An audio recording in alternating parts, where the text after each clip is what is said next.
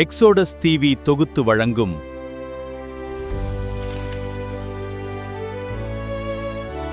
அருளுரை துளிகள். அன்பான சகோதர சகோதரிகளே, இயேசு கிறிஸ்துவின் இனிய நாமத்தில் எக்ஸோடஸ் டிவியின் அருளுரை துளிகள் நிகழ்ச்சிக்கு உங்களை அன்புடன் வரவேற்கிறோம். இந்த நிகழ்ச்சி உங்களுக்கு ஆசீர்வாதமாக இருந்தால் எங்கள் சேனலை சப்ஸ்கிரைப் செய்து லைக் மற்றும் ஷேர் செய்து மற்றவர்களும் தேவனுடைய வார்த்தையால் ஆசீர்வாதம் பெற உதவுங்கள். தேவனுக்கே மகிமை உண்டாகட்டும்.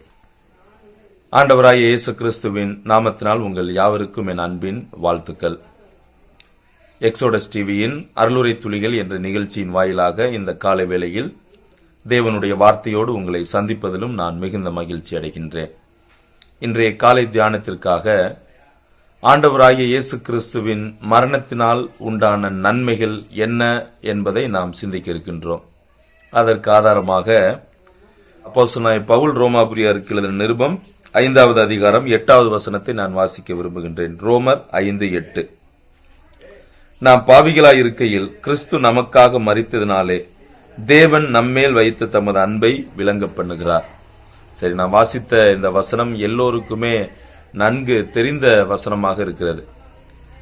ஆண்டவராகிய இயேசு கிறிஸ்துவினுடைய சிலுவை மரணம் நமக்கு என்ன நன்மைகளை கொண்டு வந்தது என்பதை நாம் வேதத்தில் மற்ற பகுதிகளில் இருந்தும் நாம் அறிந்து கொள்ள முடியும்.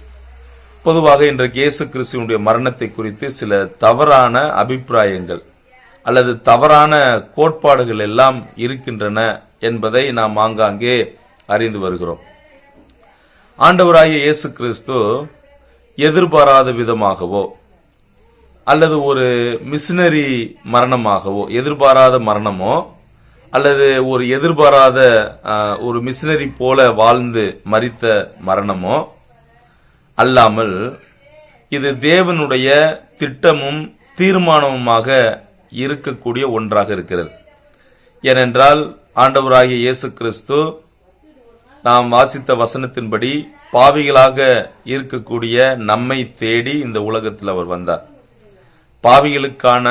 பாவிகளுக்கு கொடுக்கக்கூடிய தண்டனை மரணம். அந்த மரணத்திலிருந்து உங்களையும் என்னையும் காப்பாற்றும்படிக்கு ஆண்டவராகிய இயேசு கிறிஸ்து அந்த பாடுகளை, அந்த மரணத்தை, சிலுவை மரணத்தை அவர் எடுத்துக்கொண்டார். சரி, அது மட்டுமல்ல, அன்றைய நாட்களில் குற்றவாளிகளுக்கு கொடுக்கக்கூடிய பல தண்டனைகளில் இந்த சிலுவை மரணமும் ஒன்று.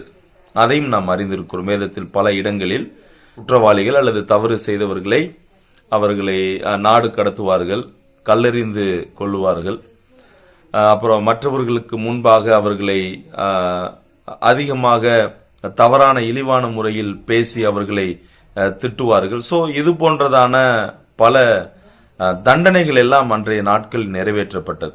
சோ அதன் அடிப்படையில் ஆண்டவராய் இயேசு கிறிஸ்து குற்றவாளி என்ற நிலையில் அவருக்கு கொடுத்த அந்த தண்டனை என்னவென்றால் அது சிலுவை மரணம் தான். சரி, இப்ப ஆண்டவராய் இயேசு கிறிஸ்து வியாதியினாலோ பலவீனத்தினாலோ எதிர்பாராத விதமாகவோ அவர் மரிக்காமல் உங்களுக்காக, எனக்காக, அதாவது பாவிகளுக்காகவே அவர் மரிப்பதற்காக இந்த உலகத்தில் வந்தார். எனவே இயேசு கிறிஸ்துவினுடைய அந்த சிலுவை மரணத்தினால் நமக்கு பல நன்மைகள் உண்டாயிருக்கின்றன. நாம் வாசித்தோம், தேவ அன்பு எவ்வளவு பெரிதென்று நாம் சிலுவையில் தான் நாம் பார்க்கின்றோம்.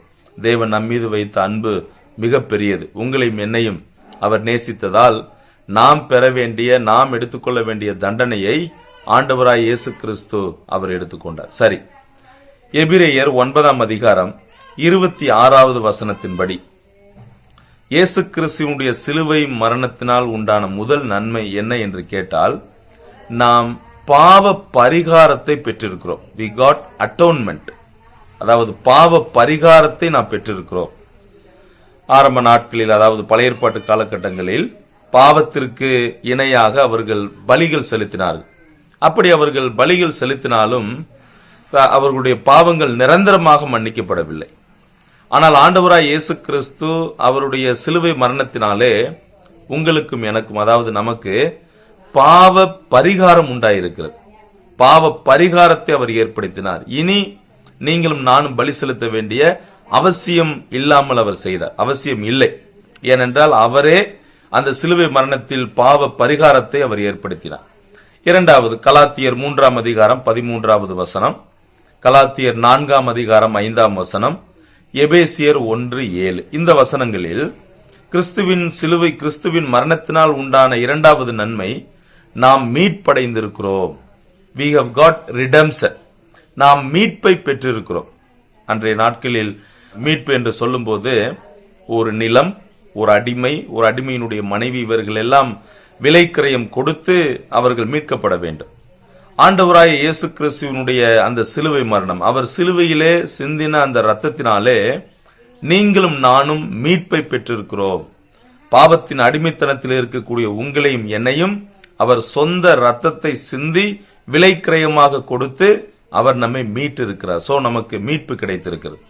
மூன்றாவது கிறிஸ்துவின் மரணத்தினால் உண்டான நன்மை, கலாத்தியர் 3ஆம் அதிகாரம் 13வது வசனத்தில் வாசிக்கிறோம், நாம் சாபத்திலிருந்து விடுதலை அடைந்திருக்கிறோம். நியாயப்பிரமாணத்தினுடைய சாபத்திலிருந்து நம்மை விடுதலை செய்திருக்கிறார். இன்றைக்கு நாம் விடுதலை பெற்றவர்களாக நாம் இருக்கிறோம். நாம் இனி பாவத்திற்கு அடிமை அல்ல, அல்லது பாவ தண்டனை இனி ஏற்றுக்கொள்ள வேண்டும் என்ற அவசியம் இல்லை. ஏனென்றால் அந்த சாபத்திலிருந்து நம்மை அவர் விடுதலை கொடுத்திருக்கிறார். நான்காவது எபேசியர் 1ஆம் அதிகாரம் 7வது வசனத்தில் மிக அருமையான வசனம்.